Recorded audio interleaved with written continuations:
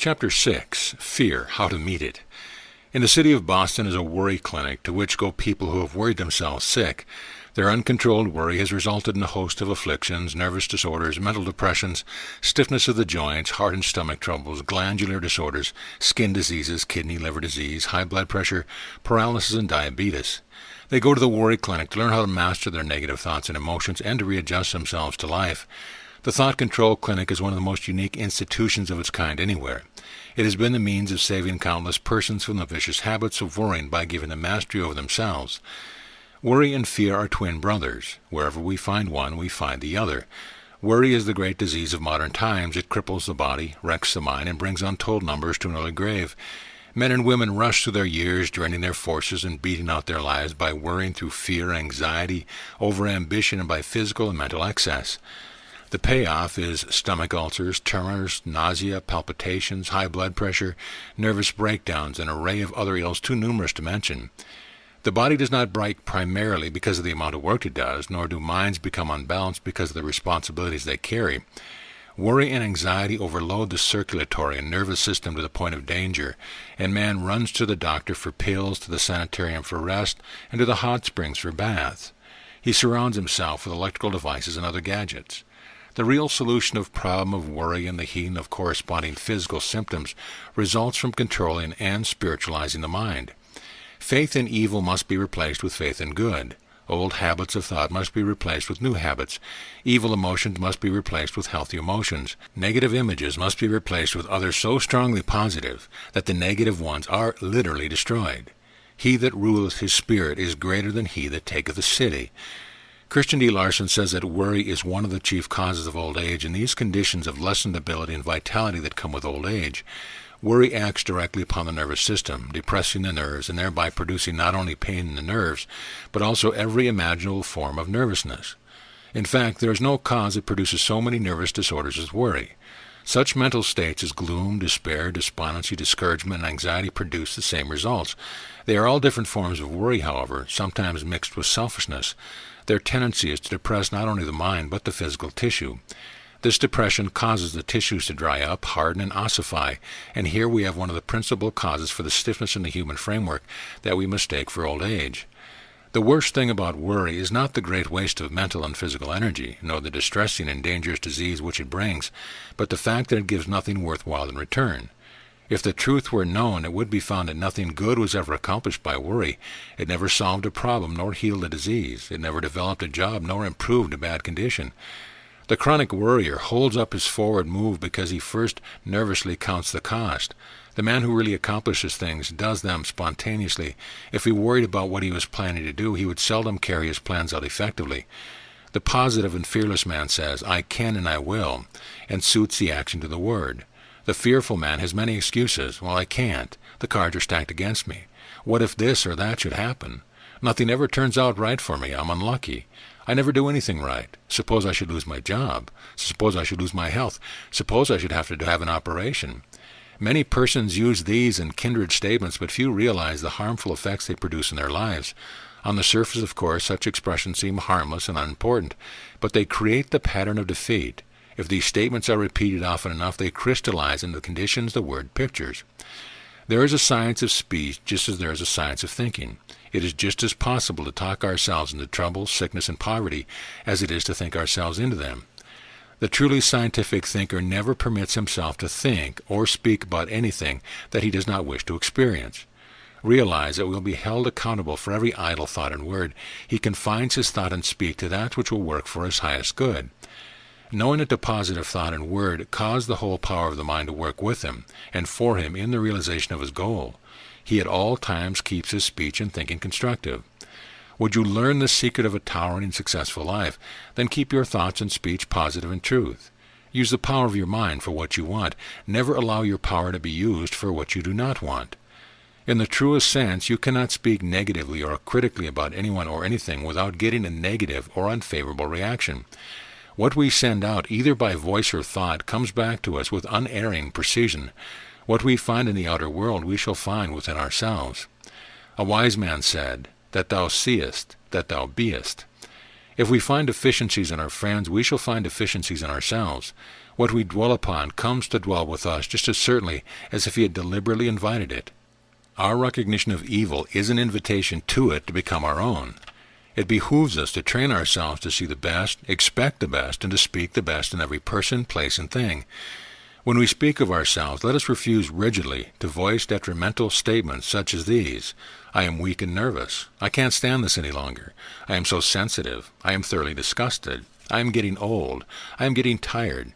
I can't do the work I used to do. These stairs are killing me. My children are driving me wild. You know I have to be so careful of my heart. This has been a terrible day. I have put in an awful night. Nothing I eat agrees with me. I just can't remember anything anymore. No one understands me.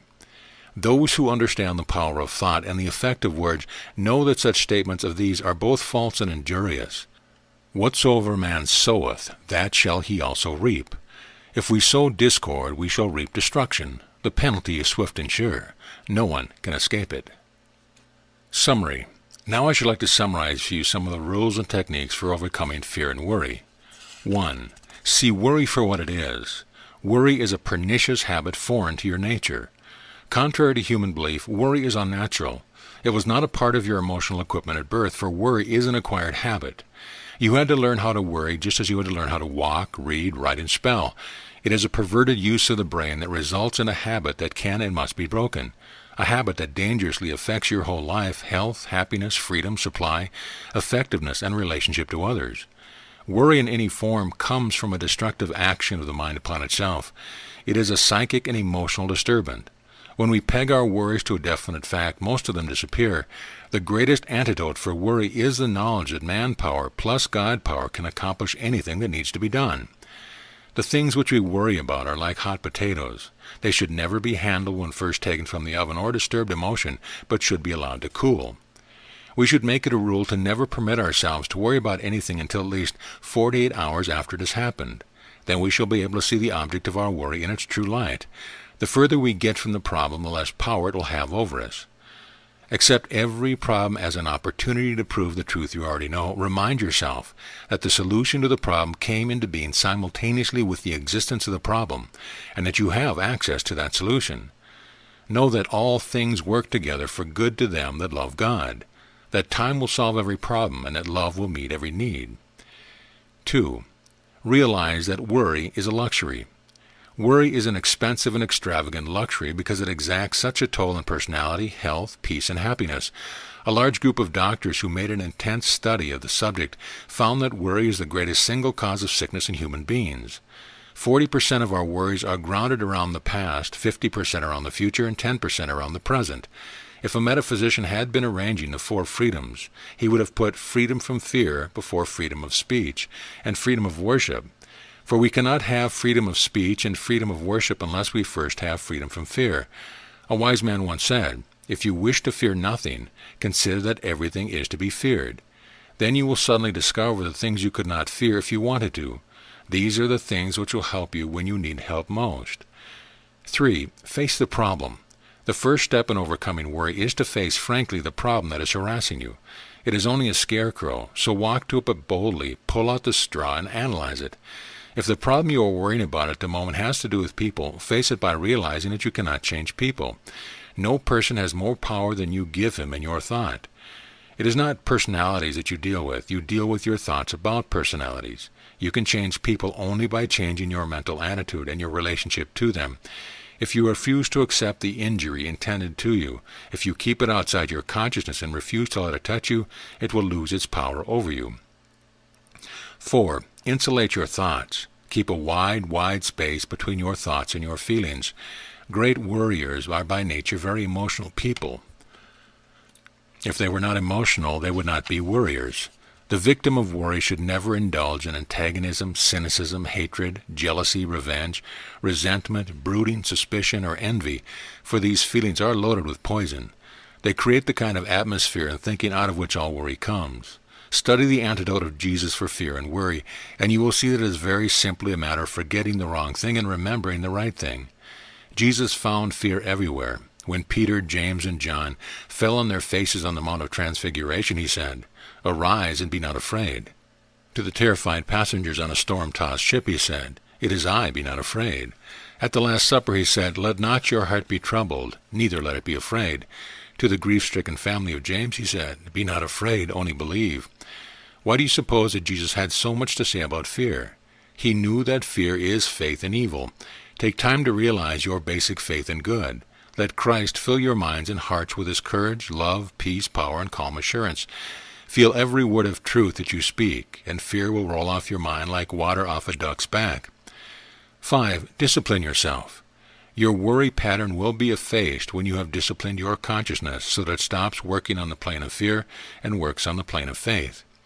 No matter what obstructions confront you, know that the law which you are using never fails. Analyze the negatives in your mind, the affinities for fear and worry, and resolve to cleanse and purify your mental household. Blessed are the pure in heart, the subconscious mind, for they shall see God. Say to yourself, I am now cleansing my mind of all strain, sickness, trouble, injustice, jealousy, revenge, resentment, mistakes, regrets, disappointments, and defeats. I know only peace, power, order, plenty, freedom, love. God is adequate for my every need. He is with me now. His wisdom and power are mine to employ. 6. Develop a good forgetter. If we learn to worry, we can unlearn the habit by forgetting. William James, the great psychologist, once said, "The essence of genius is to know what to overlook." In other words, never look back, never dwell upon past mistakes. When your thought gets enmeshed in fear or worry tracks, choosing something positive, quiet, and uplifting to think about, start and close your meditation with one of the great spiritual aids to mental health. There are many of these in the Bible. An outstanding one is St. Paul's, "Forgetting those things which are behind, and reaching forth unto those things which are before, I press forward."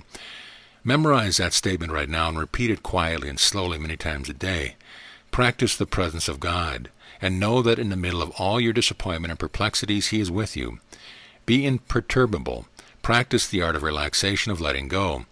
Whatever the pressure of stress, affirm with St. Paul, "None of these things move me." Worry disappears from the peaceful mind as snow does under the warm sun. What did the psalmist mean when he said, "Let the dead past bury the dead"?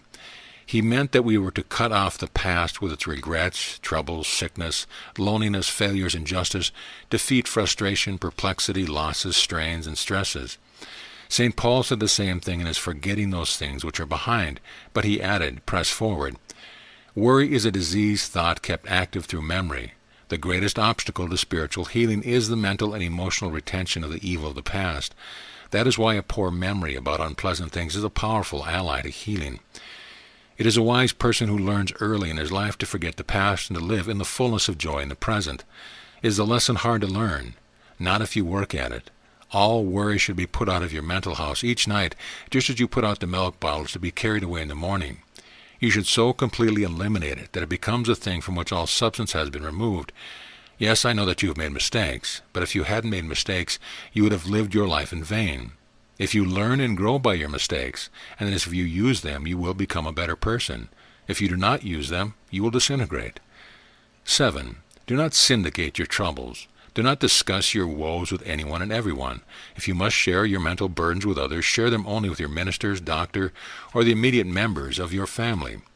The widespread discussion of your troubles not only accentuates them and fixes them more deeply in your consciousness, but it also creates a community thought that aggravates the condition which you are trying to overcome.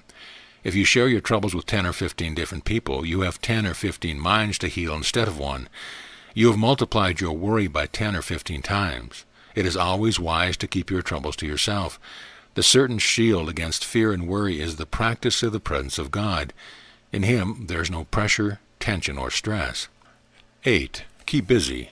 Keep busy in time of adversity or anxiety. If you give in to the shock of depression and brood over the thing that has happened to you, your recovery will be slow.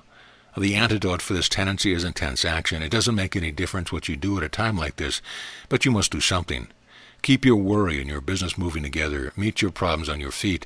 This is one of the first rules of victory. If you succumb to your anxiety, you are lost.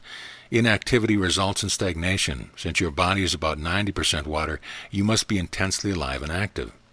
Mental and physical activity stimulates circulation and elimination. Inactivity slows these processes down. The law of life is the law of perfect balance. Balance between wear and tear can be maintained only while you are in motion. 9. Remain steadfast and immovable. When trouble engulfs you, deepen your convictions and make them serve you. What you believe about God's power of deliverance. If you believe in it, this is a time to put the power to work. Never think of yourself as being the victim of circumstance. Awaken the sleeping giant within you and cooperate with the power of your soul and mind. Be positive and you will get positive results. Be negative and you will get negative results. Worry, like all other negative emotions, follows the law of consciousness. Fear and worry patterns have been made by the perverted use of consciousness. They can be unmade by the habitual contemplation of which is good and desirable. Is that hard for you to understand? Then think of fear and faith as two ends of the same thing. Fear is faith manifesting at a low degree. Change your consciousness and what happens? You turn your problem upside down, or should I say right side up. Instead of manifesting fear, you now manifest faith. You hold to the promise. He will keep him in perfect peace, whose mind is stayed on thee.